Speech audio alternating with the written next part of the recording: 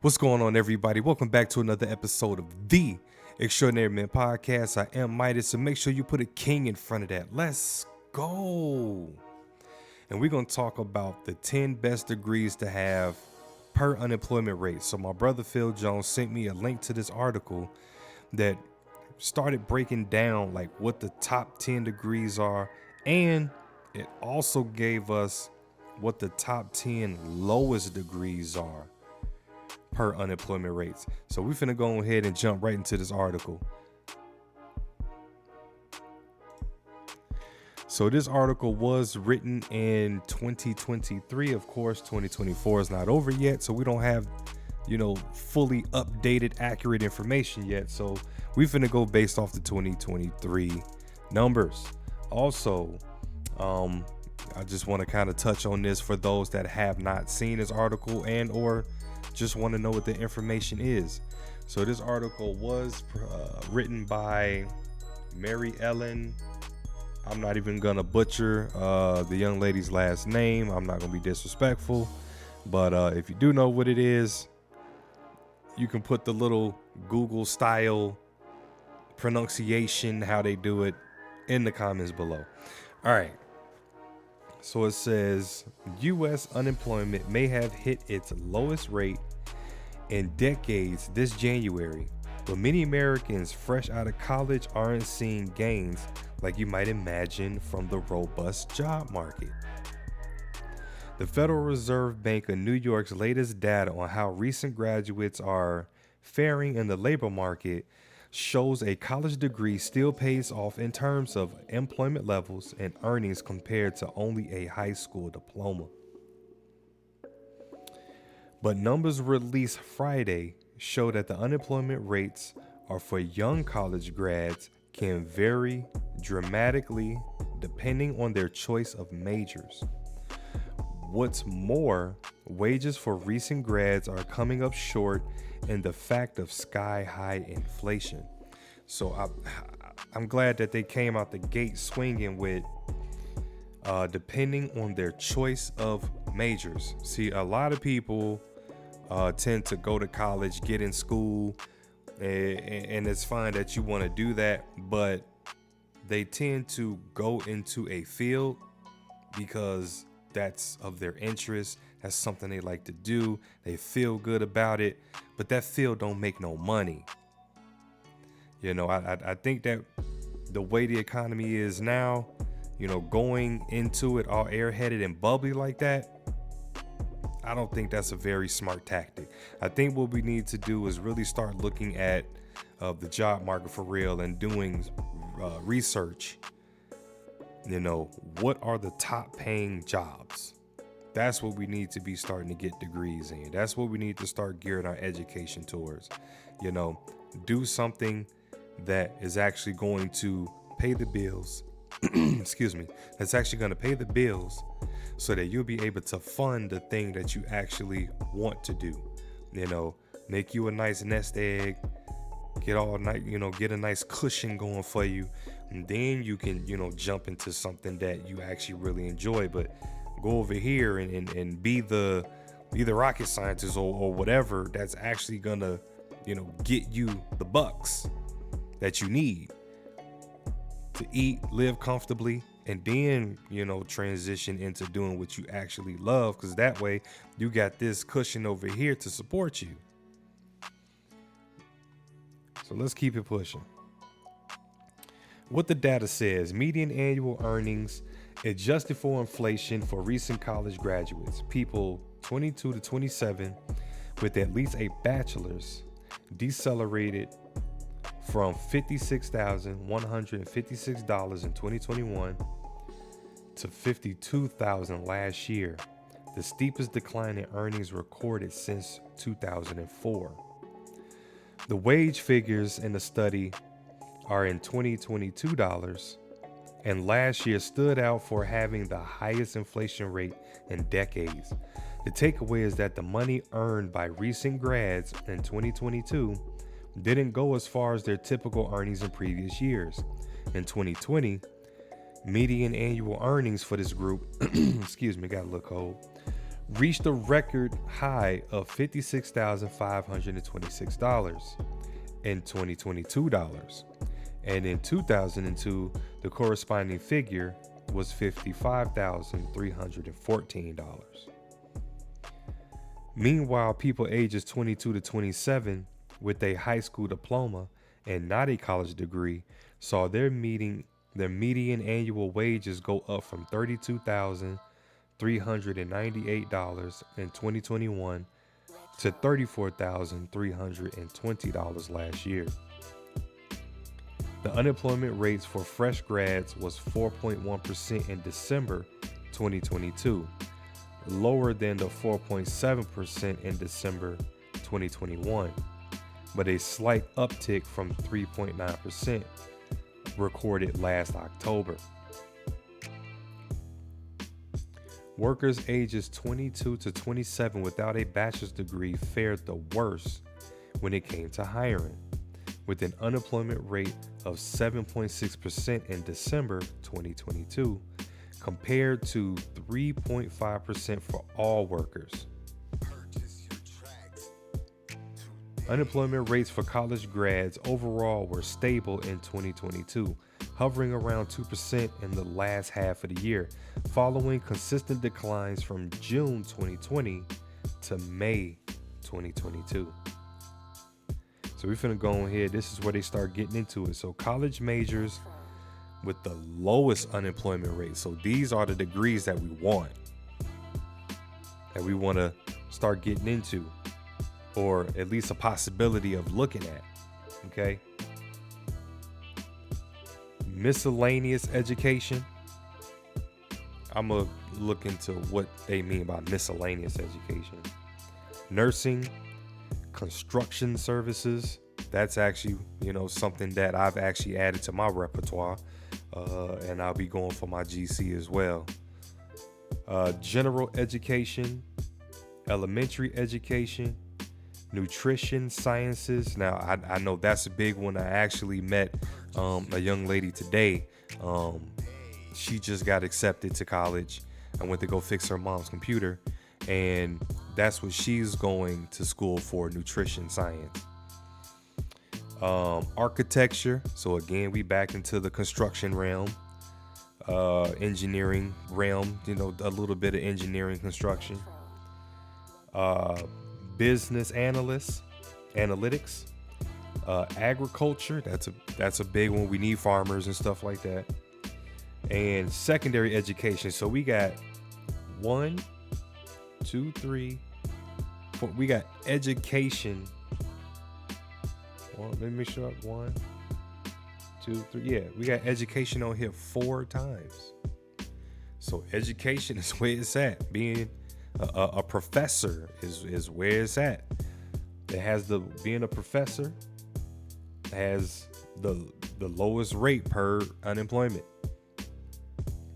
So I want to try to find out what they mean by miscellaneous education, what falls under that.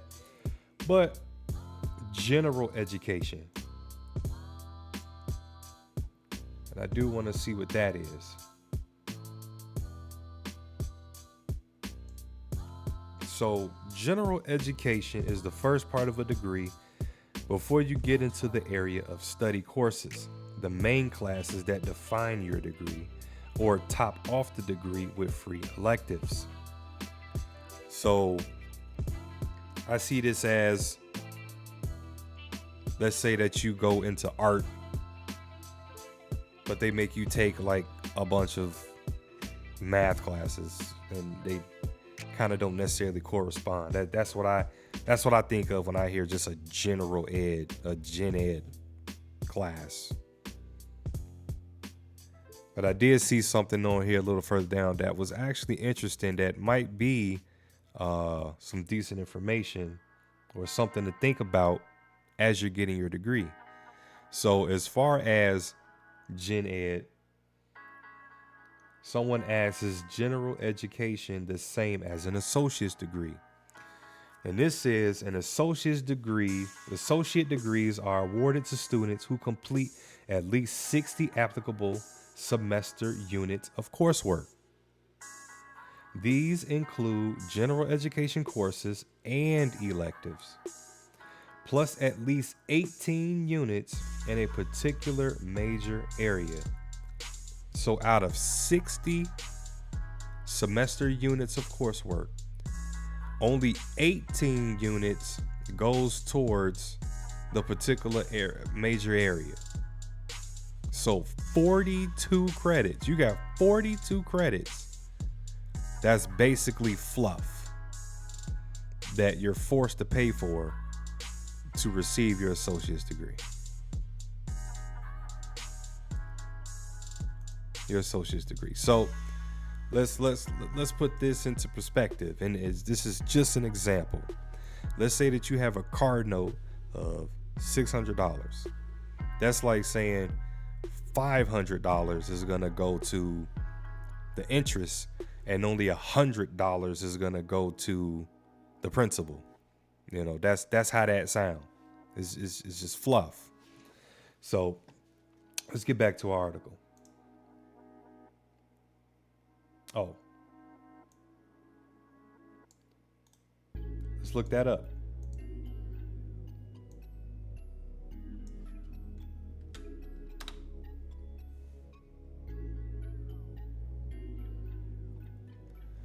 So miscellaneous education is a formal education that is not classified elsewhere.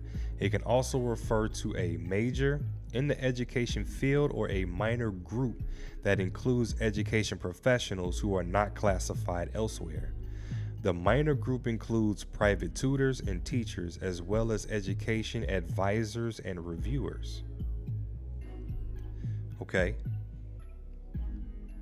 so being a private tutor, things of that nature. Okay, that classifies as miscellaneous. Advisors, reviewers. So to me, that sounds like individuals that, you know, the books that's being taught in these schools, or the material that's being taught in these schools. These are the individuals, the scholars that's reviewing this said material. I could be off the mark with that, but that's what it sounds like to me. They're actually reviewing and approving the material, advising teachers and other educators, you know, about the material, so that they will be able to convey the material properly to the students.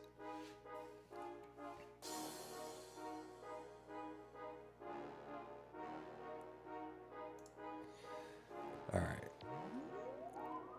So college majors with the highest unemployment rate. Number one on top, fine arts,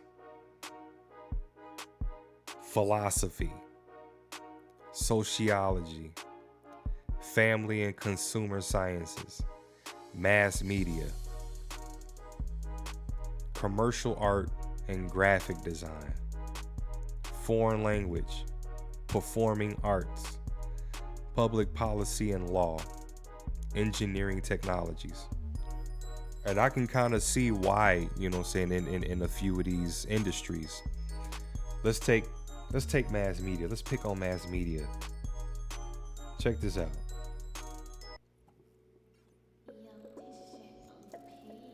So let's say that you got a business, and you want to get your business out there to pretty much as many people as possible as you can.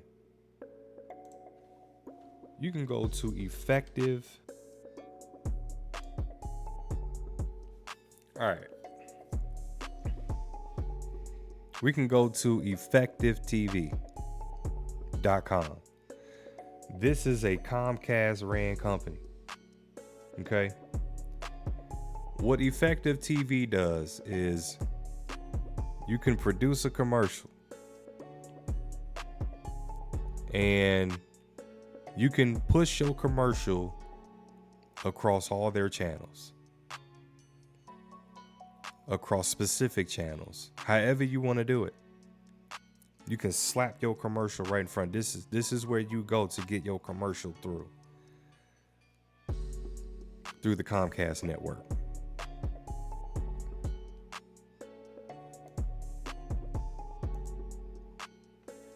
Let's say that you wanna find a spot to produce your commercial.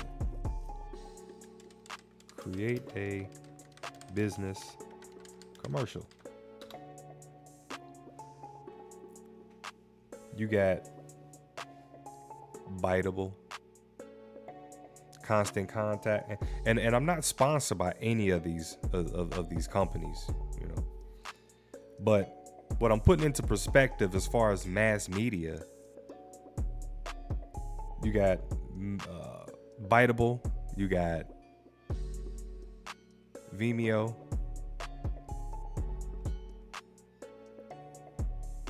Play, Promo, Canva, even Canva. Yeah, right there. Free. Create free video ads in minutes. You know, you got Doodly. You can create free video ads. So it's like, will you get the top tier? Look at that. Just scrolling over it. How to make a commercial for school project. Animated commercial maker free. Free commercial maker for students. Commercial maker app free. Commercial maker AI. Commercial templates free. Like, this is all stuff that's being searched. And it probably all exists.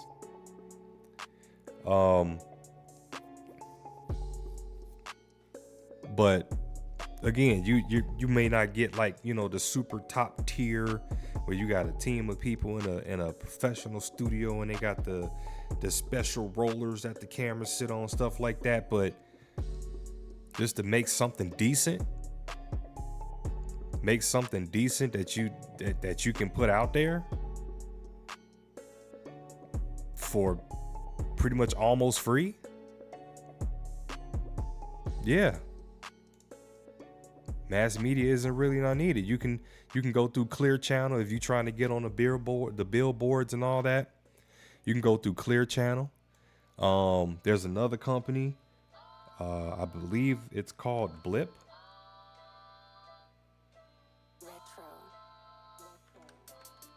I could be wrong.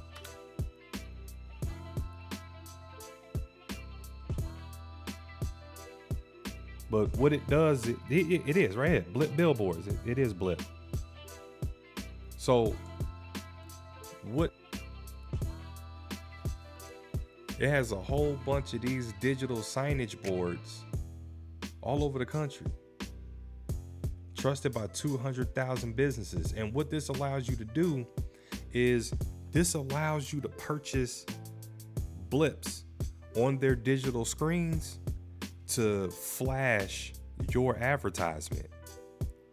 You know, if you want your advertisement to show for 20 seconds, 15 seconds, 30, a minute, like you can pay for how long you want it to show, and not only how long you want it to show as far as time, but how long you want it to show as far as, you know, days, months, however long. And you can turn your billboard on and off. So again, as far as, like, you know, getting out there, you know, mass media, I'm not gonna say that it ain't needed, because you definitely still need, you know, professionals, especially for companies that have the budget that can, you know, go to an actual, you know, full-blown studio and can actually, you know, pay for the static boards and stuff like that, and can pay for the longer commercial time slots. But on a smaller scale, you can get this done, you know what I'm saying, on a small budget without needing all that.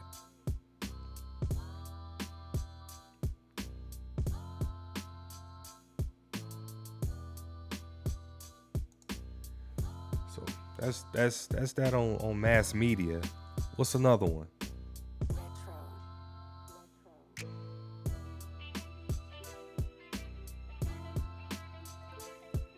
Let's look at performing arts.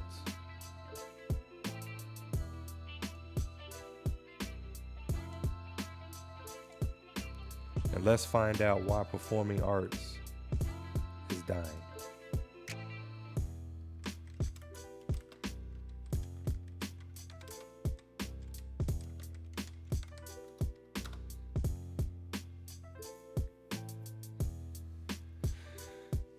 Dwindling audiences and subscriptions, increase operating costs coupled with shrinking budgets, declines in private funding and sponsorships, and the end of government funding, as well as inflation, all factored into the data's findings.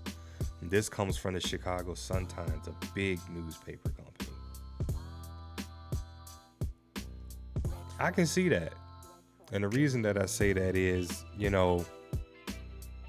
do have those shows that do rock. You got Cats, you got Wicked. That's all I can think of right now. But you do have these few shows. Back then, all the Medea, plays and stuff like that. But yeah, you don't really hear much about, the plays and the performing arts and people rushing to go see, plays and stuff like that. The only other stuff that you kind of really see people still lining up to go see is like Cirque du Soleil stuff. I remember a few years ago they had one. It was like a horse show. And it was real nice. It was pretty cool, but they had the horses doing all these different tricks and jumping through hoops of fire and all that. It was kind of cool. But other than that, you kind of really don't really see anybody really lining up like that to really go out. I've even heard that going out to concerts has drastically dwindled because people are getting tired of these lackluster shows. It's just the artist comes out, he's just the artist just running back and forth, not really engaging too much with the crowd really.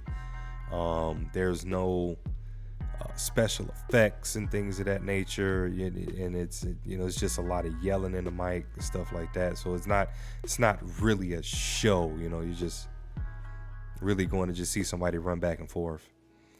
So I can kind of see why this particular field is dying out. It's just not. It's not that captivating as it used to be. It's not that entertaining as it used to be. So that makes sense. But that's it. I want to do a quick one. Want to show you guys. I thought this was really important. Especially in the realm of getting you guys to start thinking about your choices that you're making, especially when it comes to your life. If soon you want to have kids, or you want to family, all that, being able to take care of your household, because your house needs maintenance, the cars are going to need maintenance, insurances and everything else that goes along with it, doing life for real. We got to think about these things. And again, a lot of times we get blinded by, this is my passion. I really love this. This is my calling, and blase, insert, whatever here. But at the end of the day, you really got to take into account, can you make a living off this thing for real? Can you make a living off this thing for real? So kind of want to bring that to the forefront. Want to show you guys that this is the list. Again, this is the list for majors with the lowest unemployment rates. So let me, I guess, make a small interjection. That's not to say that these jobs pay a lot. That's just saying that these are the occupations that are less likely to file unemployment if you're working in these. So do your research, check into it, look into it. Nursing, I can definitely see you making a lot of money in nursing for sure. Nutrition science, yeah, I can definitely see, working for a lot of these major, restaurant chains, stuff like that. Understanding the food, taking a look at the food, studying the food, making sure the calories and everything is where it needs to be, yeah, I can definitely see a lot of money in that for sure. Agriculture, absolutely. So construction services, absolutely. But these other ones, I'm not too familiar with, not too sure about. Definitely do your research. And again, like I said, these are just based off, lowest unemployment rates. Don't know if any of these fields actually will make some good money. These here, college majors with the highest unemployment rate, I would take that as these don't make no money. Engineering technologies, I can really see why engineering technologies wouldn't do so well, because what happens is major companies will hire on a bunch of individuals. They got a real big project, or they got a couple big projects. They gotta get them done. They gotta get them pumped out. They gotta get them finished up, debug, coded, whatever goes all involved in the engineering. Building the product, PCB boards, you name it. And then once the project is built, once the project is done, they really don't necessarily need the massive amount of team that they did before. So they lay a lot of people off, or they just end up just letting them go once the project is done. So that's something to think about. That might be something that you might just want to ride out as an independent contractor. That way for a fact that once the project is done, or y'all can go back in and renegotiate. Once you reach the end or getting close to the end of the project, you can kind of sit down with them and figure out where you want to go from there. If they want to keep you on board, or if you decide to want to move on yourself, if they are offering to keep you on board and things of that nature. So that might be something to look, consider, think about it. But again, this is in the top 10 as far as the highest unemployment rate. So that's just something to think about. That's it, guys. That's it. I kind of just want to bring that to y'all. Hopefully this information is beneficial and useful for you. Hopefully I got the brain juices flowing and got you guys thinking about this seriously, thinking about a career seriously, and understanding that, what you love, what you want to do, what you really want to do, what you love to do, sometimes has to take the back seat, get into something else that's going to fuel what you love to do. And, a lot of us just aren't taught that. We're just taught to just, man, you can do anything, you could be anything, and just go for it. But no one is ever taught, go for it. But have you really looked at what that industry pays, what that particular position pays? What's the highest to the lowest? What state is paying the highest? What state is paying the lowest? We're never taught to look at these things and to take it into consideration. Are you going to be able to cover your rent or your mortgage? Are you going to be able to cover your car note or your lease? Are you going to be able to pay for the insurance for, the vehicle, the insurance for you, and not just health insurance, your life insurance, your gap insurance, if you're obligated to pay that, or if you just want it. Food, can you cover your food expenses? Can you cover your clothing expenses? Can you cover your entertainment expenses and things of that nature? So, we're never told to also take these other things into consideration, especially when we now start talking about, introducing a significant other into our situation. And that then turns into children being added to the situation. So I hope this helps you guys out. I hope I was able to deliver some decent information for you guys. I am Midas. Make sure you put a king in front of that. Let's go. And I'm going to catch y'all on the next one. Peace.